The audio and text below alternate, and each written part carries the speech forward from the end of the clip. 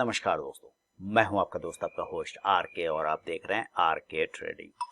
तो दोस्तों, तारीख है 4 दिसंबर 2023 और यहां पर आप लोगों के लिए स्विंग कॉल्स वीकली शेयर सप्ताह का शेयर लेकर आपके सामने में हाजिर हूं। कल एक्चुअली संडे को पोस्ट करना था, लेकिन थोड़ा सा फीवर अचानक से मौसम जो बदलाव हुआ है तो इस वजह से थोड़ा सा ठंड लग गया तो फीवर आ गया, इसकी वजह से मैं कल पोस्ट नहीं कर पाया।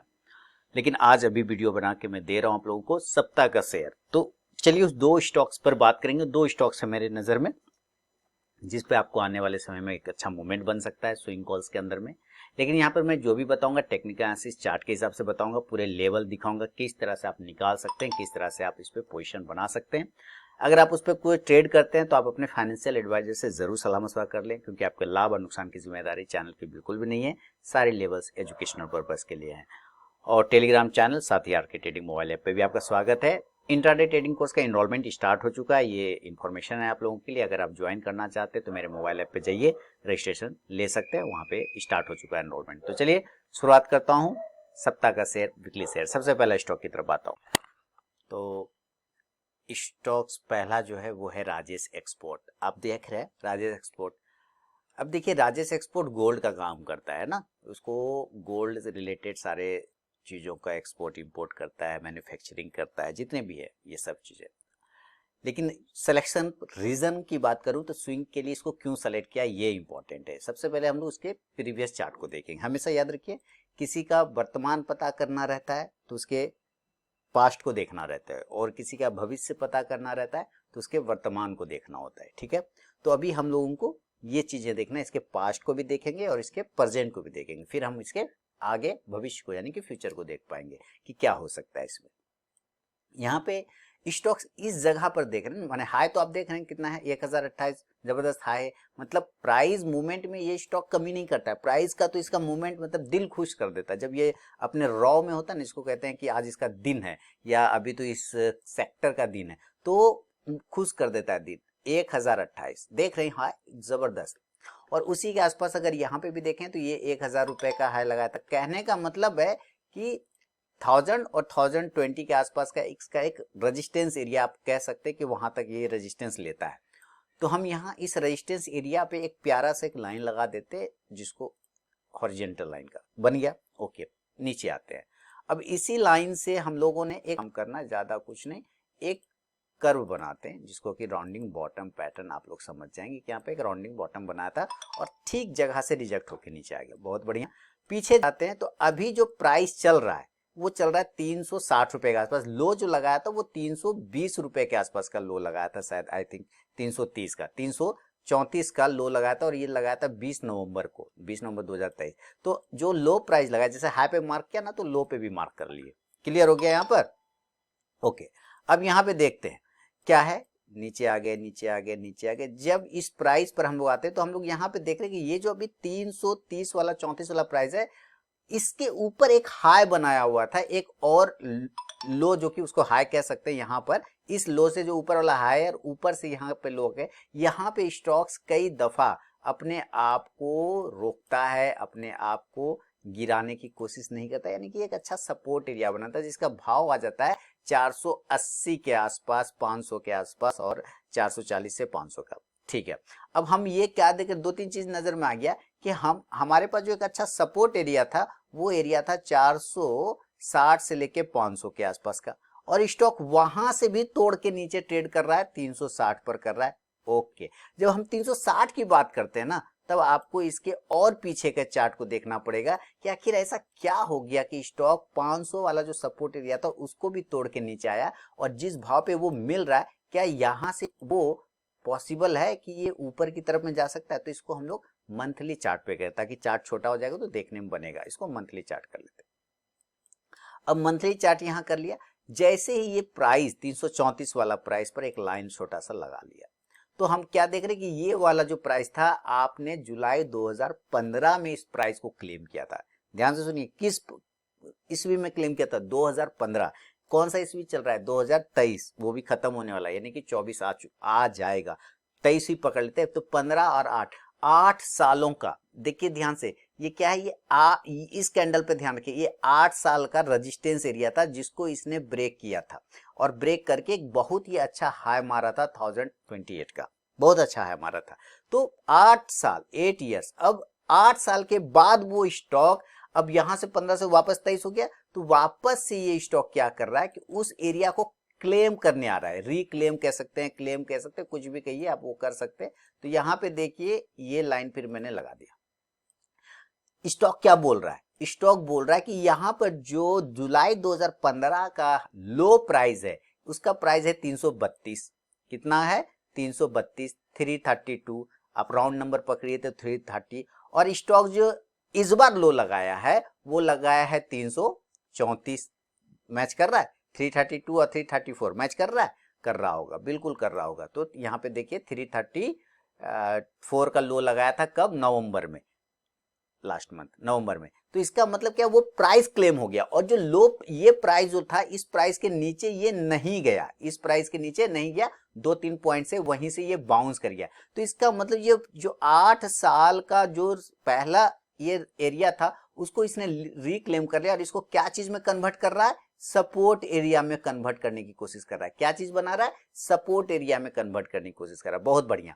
अब जब सपोर्ट एरिया में कन्वर्ट कर रहा है तो जाहिर सी बात है कि सपोर्ट पे बाय करना चाहिए, रेजिस्टेंस पे सेल करना चाहिए, ऐसे लोग कहते हैं। लेकिन क्या हमें तुरंत बाय करना चाहिए, तो इसका आंसर समझेंगे। अब ये तो हमें पता चल गया, एक आंसर तो हमें मिल गया कि वो पुराने सपोर्ट एरिया पे आया हुआ है जिसके वजह से यहां से एक बाय की अपॉर्चुनिटी बनती है। सवाल है कि बाय करेंगे तो किस जगह पे, जहां पर करें और तुरंत अच्छा मूवमेंट भी बन जाए, इंपॉर्टेंट तो बात वो है ना। तो हम इसके लिए चार्ट को फिर से एक दूसरे जगह पे लाएंगे और उसको लाएंगे वीकली चार्ट, समझते जाएंगे। वीकली चार्ट पे लाया, अब हमारे पास प्राइस है 360 का, अभी क्लोजिंग प्राइस चल रहा है 360 रुपए का, क्लियर है। चलिए 360, अब इसके पहले जो ये नवंबर वाली कैंडल है इसने हाई लगाया था 375 रुपए का, ध्यान से देखिए क्या बनाया था, 375 का एक हाई बना दिया था, 74 रुपए कुछ पैसे का है, तो राउंड नंबर 375 पकड़ते। और इस कैंडल के साइडों में ये अभी 2 मंथ ट्रेड कर रहा है, फिर से देखते हैं, माने वीकली ट्रेड कर रहा है। इसी कैंडल, ये नवंबर वाली जो कैंडल है, इस कैंडल के शैडो में 20 नवंबर वाली जो वीकली कैंडल है उस कैंडल के शैडो में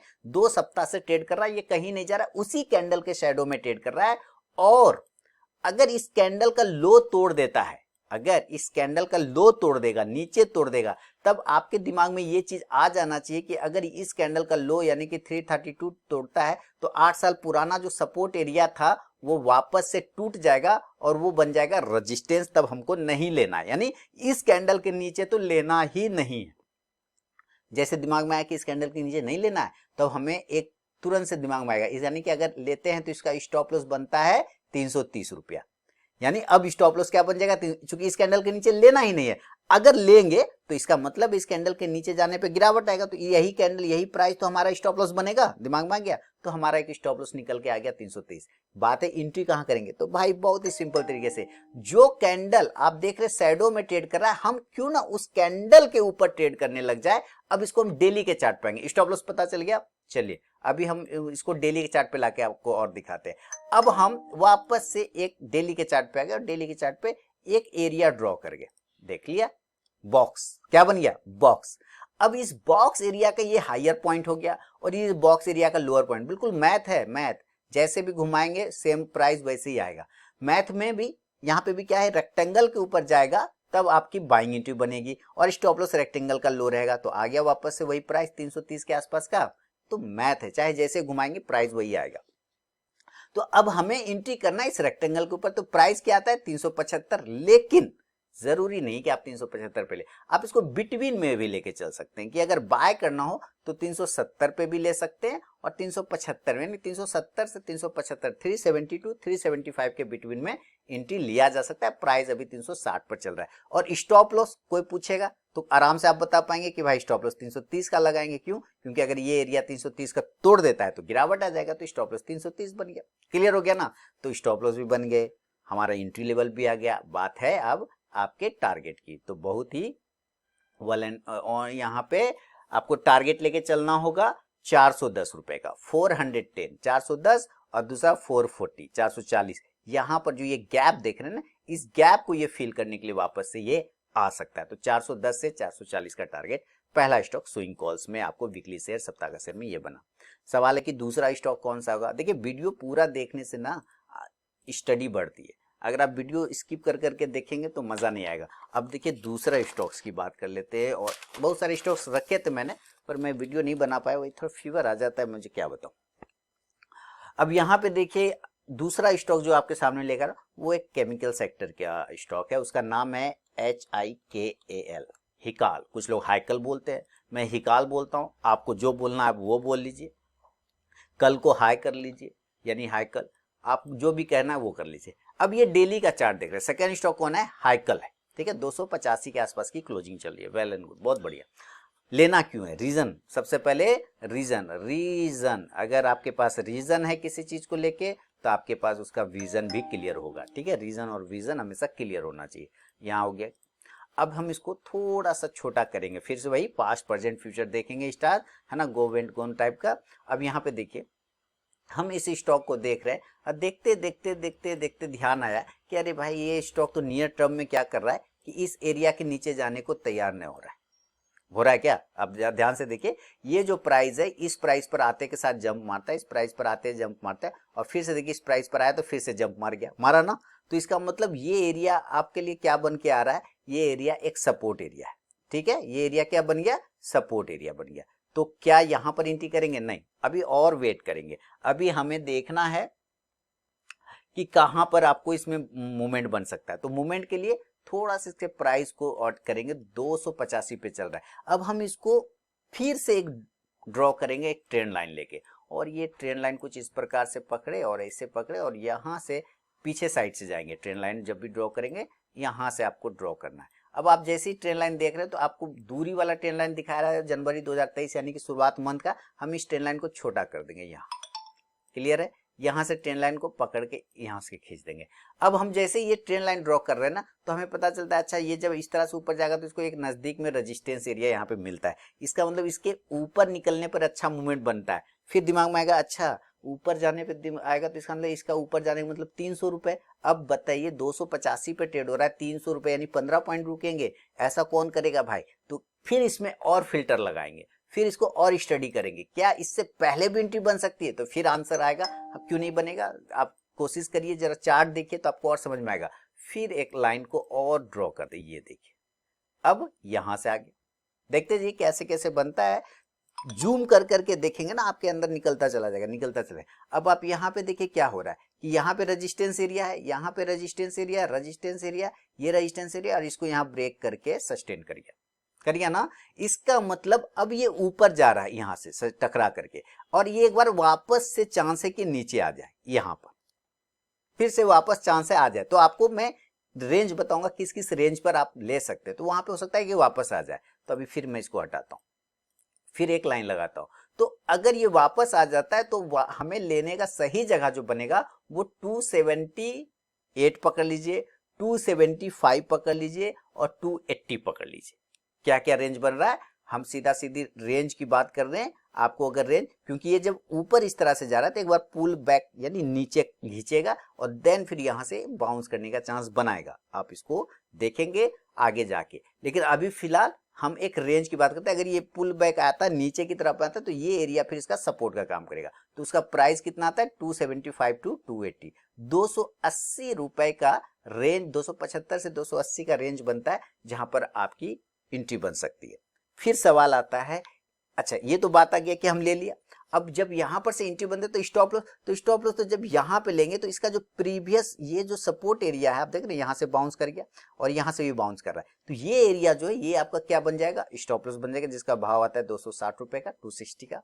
अब एंट्री भी बन गया, स्टॉप लॉस भी बन गया। फिर यहाँ आपको पता है कि इस प्राइस के ऊपर यानी कि 305 310 के ऊपर निकलने पे ट्रेंड लाइन टूटेगा बड़ा वाला, तो ये बड़े मूवमेंट करेगा। लेकिन यहाँ पर चूंकि 275 से 280 के बीच में एंट्री बन रहा है और स्टॉप लॉस 260 का बन रहा है, तो यहाँ पे टारगेट पहला कितना बनेगा, तो भाई जब यहाँ से जाएगा ऐसे ऐसे तो ये ट्रेंड लाइन का तो एरिया ही टारगेट आएगा। तो इस हिसाब से जो टारगेट निकल के आएगा तो क्या आएगा, अब दिमाग में आ गया होगा आपका सेट। हर चीज देखिए चार्ट पर क्लियर है, चार्ट बताता है। न्यूज जब आता है ना तो फिर चार्ट फेल हो जाता है, अगर न्यूज नहीं है सब कुछ नॉर्मल हिसाब से चल रहा है तो फिर चार्ट बहुत अच्छा काम करता है। तो यहां पर हिकाल का जो टारगेट हो जाएगा वो बन जाएगा आपको यहाँ पे लगभग 320 रुपीज का, और 350 रुपीज़ का। आप जैसे आज न्यूज़ आ गया, माने न्यूज़ क्या, भाजपा जीत गई, इलेक्शन हो गया, तो आज देखिए गैप अप खुल गया, निफ्टी बैंक निफ्टी काफ़ी दिनों बाद ऐसा मूवमेंट बना वन साइड का। लेकिन वो सब न्यूज़ में होता है, हर दिन ऐसा नहीं हो सकता ना कि हर दिन 1000 पॉइंट ऊपर चलेगा।